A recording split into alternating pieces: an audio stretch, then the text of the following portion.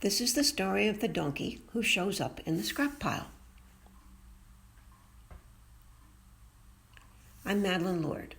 I collect scraps at a big metal yard near Boston, where there's a lot to choose from. I take them home to weld into sculptures. I have my own metal yard of scraps and works in progress.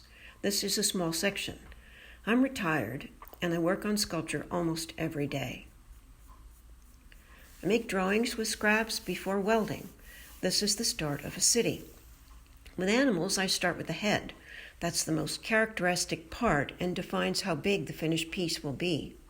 The donkey started with this piece that's white on one side and green on the other and looked like a donkey's head.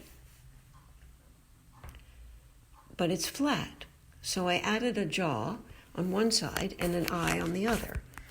Then I composed the body fully dimensional. I found an angle scrap to make ears but had to trim them. The eye on this side is a cast iron decorative piece. The neck mane is composed of 2 rakes. The tail is a portion of an old antique cast iron railing. Welding cast iron to steel is tricky, but I've learned to do it. The final donkey is multicolored. Many of the scraps I used because the shape was just right, but they were painted. I finished the work with many coats of lacquer spray. That donkey is 6 years old. Here's some other pieces I've made. The sheep were at Sculpture Now in 2017.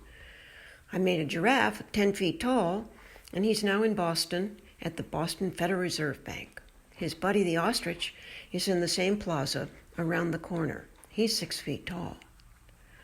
This horse, this equus, I made years ago with a young man. It's now in New Hampshire.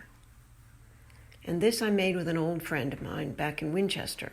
It's called Gift Horse, and he's also in New Hampshire. The swan is just a couple years old, and he flew to Rhode Island. The scrappy goat was part of COVID. I didn't have many scraps left. The metal yard was closed, and so I put him together.